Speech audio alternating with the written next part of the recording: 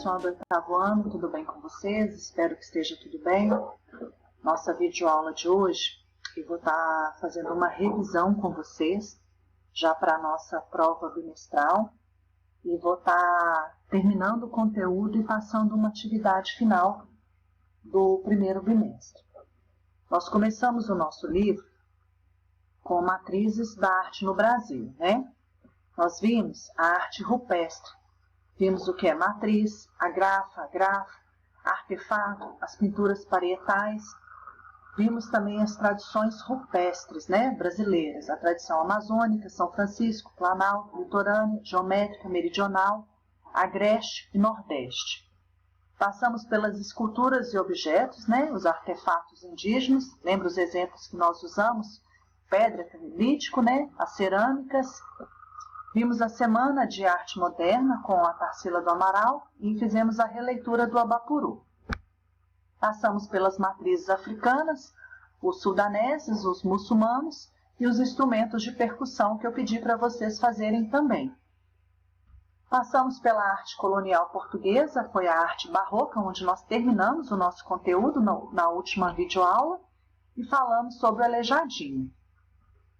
Agora, eu quero que vocês observem no nosso livro, nós vamos começar com as características da arte barroca. Está na página 26 do nosso livro. Já é o final do nosso conteúdo, né, para a nossa avaliação bimestral. Nós temos duas imagens no nosso livro, na página 26 e na página 27. Na página 26, nós temos a Assunção de Nossa Senhora, que foi feita pelo mestre Ataíde. E na página 27, a Igreja de São Francisco.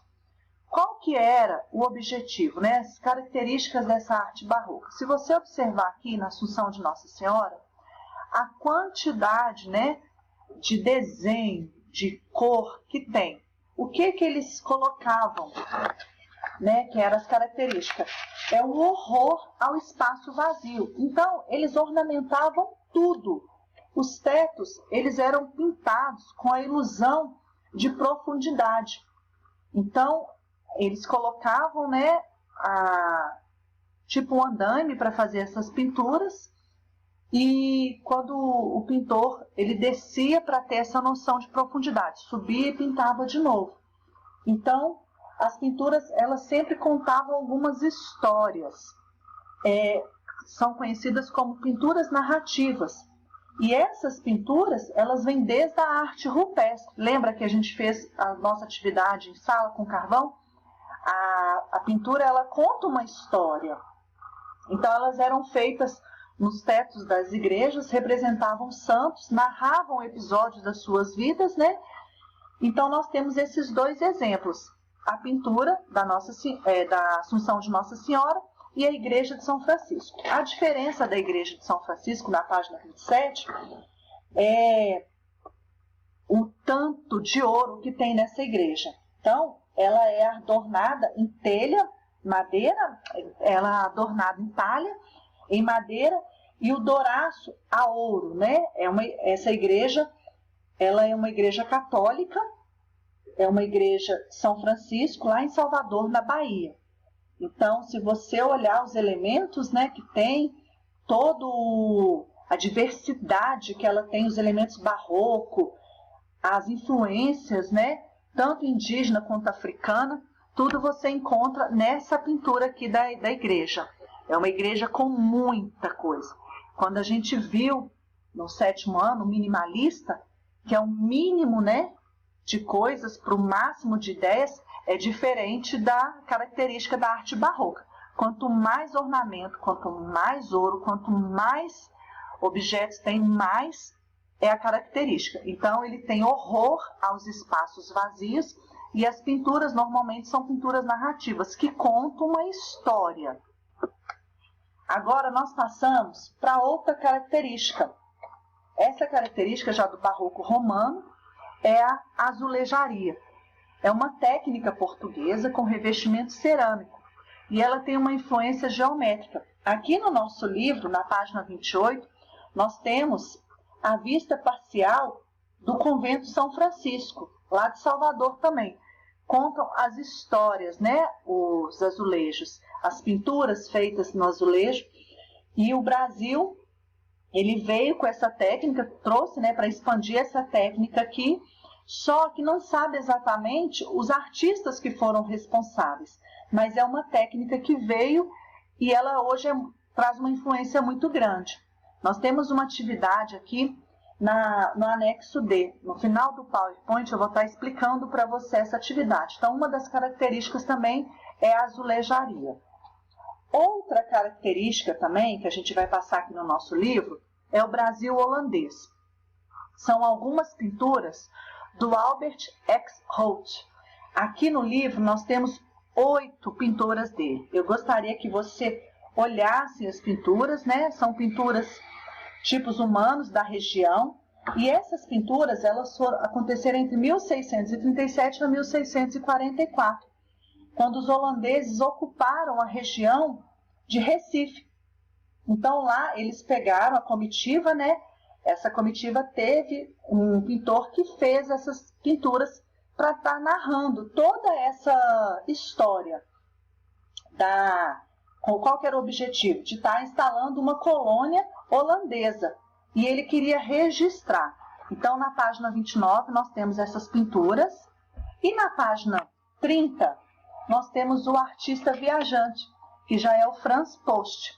Ele foi o pintor oficial da comitiva holandesa e o trabalho dele era retratar e documentar as viagens.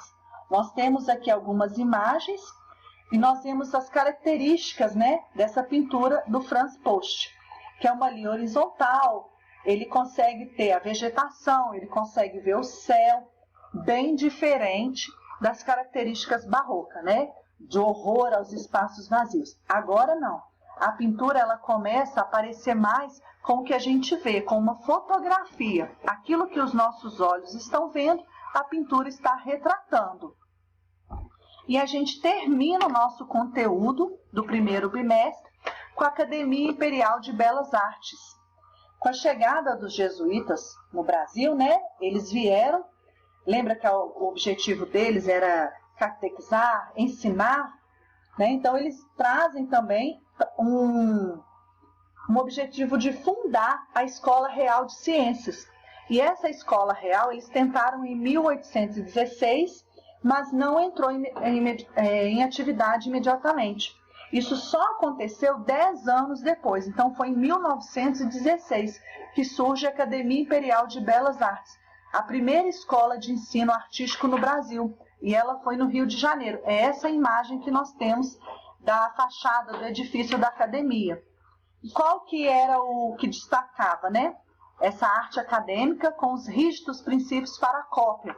A representação do que os olhos veem, não mais o barroco.